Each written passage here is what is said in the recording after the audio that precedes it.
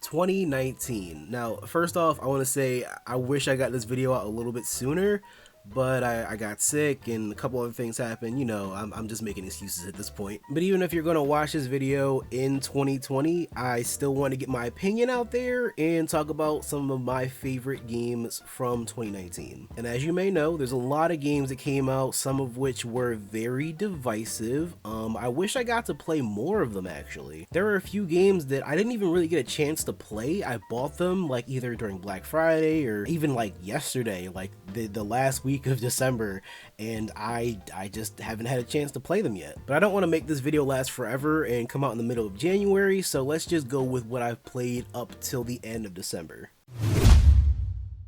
Now, starting off this list, I know this is going to be one divisive game in and of itself. I have to include Pokemon, no matter how divisive it may be. And I know some people are still upset over the national dex, the graphics, the performance, and 1,000 other things, but I honestly enjoyed myself overall. After playing Pokemon for 20 years now, yeah, it's gonna start getting a bit stale, but this game really surprised me in a few ways, and I'd be a liar to say I didn't sink a decent amount of time into the game. This might actually be the most amount of time I put into any Pokemon game, if I'm being real. Between finishing the dex, which is really easy in this game honestly, competing in max raid battles, breeding, and shiny hunting, this game really seems to have given me a lot of replay value. Now, of course, that doesn't excuse the online issues, the pacing of the story, and the frame stutter in the wild area, but all those things aside, the game is pretty decent. Nothing to write home about, but for a Pokemon game, it does its job and it keeps you interested long after the credits. Next up, we have No More Heroes, Travis Strikes Again. The thing about this game that disappointed me the most was the fact that it wasn't No More Heroes 3. Other than that, the game definitely gives you what you pay for. First off, I do understand if a lot of people were not wowed by the game. Some cutscenes do take a while to run their course, the gameplay is much more arcade-like than the main series, and it is more of an ode to the existing fans than a starting point for new potential fans. And as someone who is hella looking forward to No More Heroes 3, this game is a tease, but an experimental and honestly generous side story to the franchise. One of the most interesting parts of the game for me is the shirts, oddly enough. The fact that Suda51 worked alongside many indie devs to get their games advertised within this game is really cool. Wearing a Hollow Knight, Brawlout, or even a Hotline Miami shirt just felt so right mixed with the plot of the game being a game within a game. It's confusing, I know.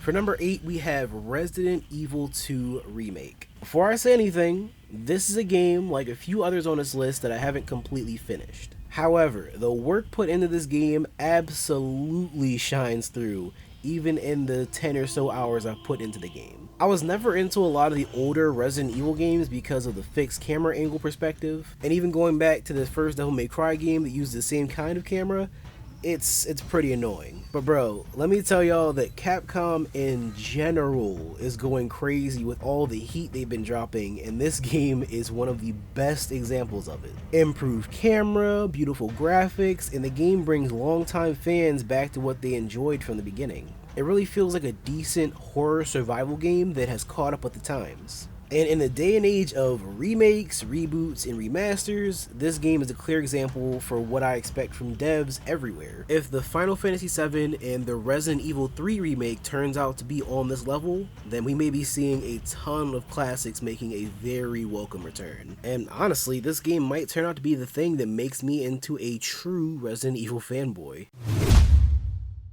For number 7, we have Astral Chain. Astral Chain for me is sort of a mixed bag. Don't get me wrong, I love the police vibe with doing patrols and helping citizens. I love the way the story unfolds and helps you slowly start to understand what each legion is truly capable of. For me personally though, I found it a bit hard to trudge through this game like I do for most games made by Platinum. This game has a bit more of a slow burn to it.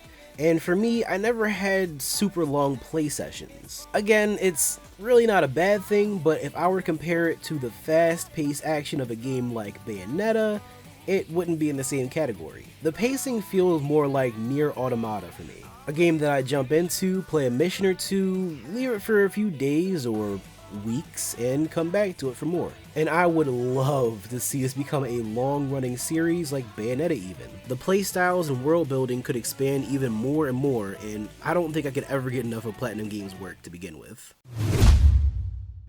For number 6, we have The Outer Worlds. Now, I'm sure this game would have ended up much higher on my list if I put more time into it, but I'm currently at a point where I have 3 companions, and I put in at least 20 hours so far, just leveling up and enjoying the quests. Let me tell you, this game legit feels like a proper Fallout game to me. I mean, it's not as buggy and wasteland looking, of course, but it really gets a lot of stuff right. The stories of the companions have pushed me to dig into their side quests and do my best to get the most out of the game. In my most recent play session, I found myself talking to NPCs and leveling up twice simply from doing dialogue-based missions. And don't even get me started on how the skill distribution feels so satisfying as well. For anyone who is a die-hard Fallout fan, or hell, even a Mass Effect fan, I say give this a try because it may be right up your alley.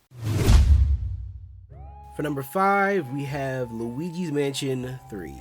I've never played the original on GameCube, and I've begrudgingly played halfway through Dark Moon on the 3DS. However, Luigi's Mansion 3 not only looks better than the other two, but it gets the formula right. It brings in boss ghosts that have personality just like the first game and takes a lot of the mechanics from Dark Moon, but also adds much more with the beautiful animations that make not only Luigi, but also the regular ghosts, King Boo, Mario, and the rest of the gang pop with emotion. Personally, I haven't even touched the online for the game, and even without it, the game is just as much of a masterpiece. It actually made me sad that the game wasn't longer, and the rewards for 100% completion didn't seem too worth it to me. And just like a few of the games on this list, I would say it's a must-have for any Switch owner.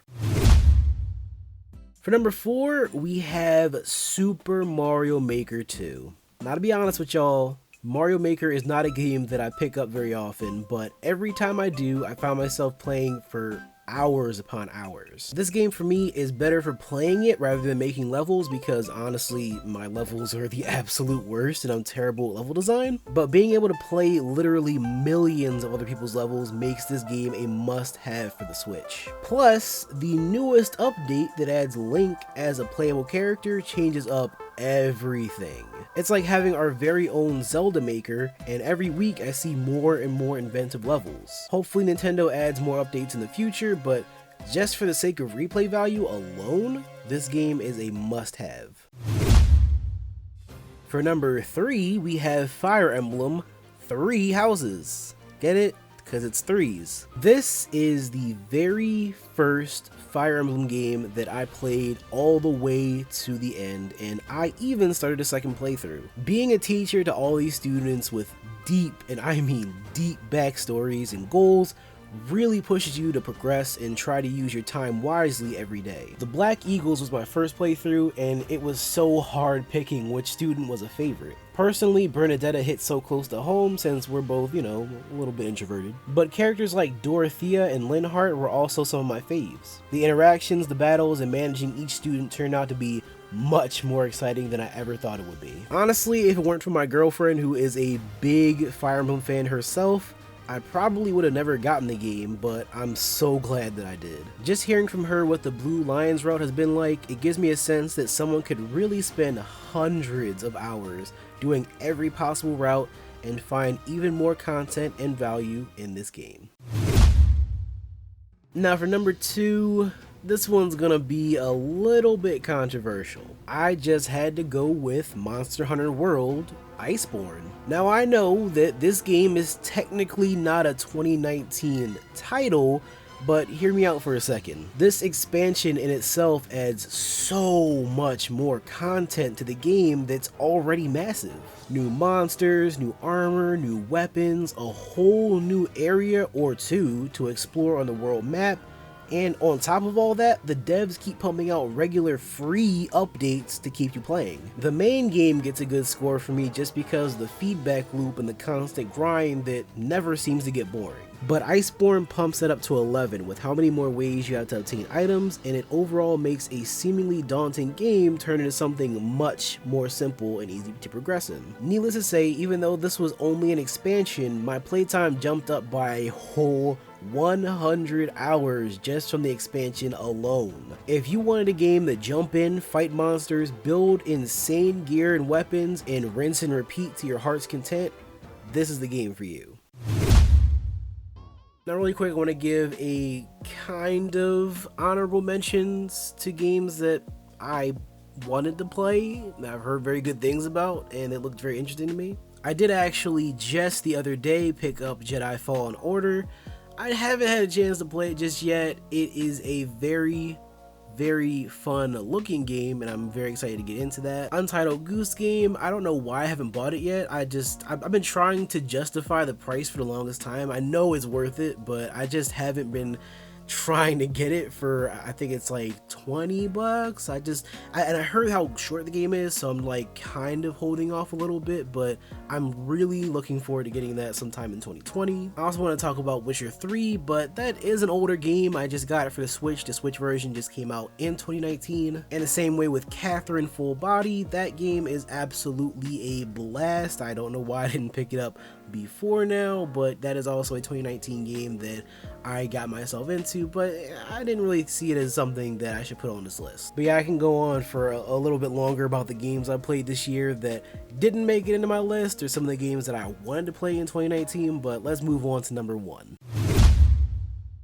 For number 1, we have the one, the only Devil May Cry 5. Holy shit. This game was absolutely worth the wait. Nero was honestly the very first person I've ever played as in the series since I started off with Devil May Cry 4, and seeing how they changed his playstyle to include all the different arms was amazing. And of course we can't forget Dante, who in my opinion has the best moveset out of all the playable characters in this game. His versatility and the addition of the Faust hat and a whole motorcycle? I can't even think of what more you could ask for. Even the very newest character, V, was a total blast to play as. He really stood out from the other two, and I think I enjoyed playing as him simply because he acts as more of a maintenance character. It was just fun being this slow character that uses familiars to keep away from danger and deal decent damage too. The plot brings back fan favorite characters, and from beginning to end, it is so exciting. And I know before the game released, myself along with many others on the internet were concerned about the microtransactions being put into the game for red orbs, but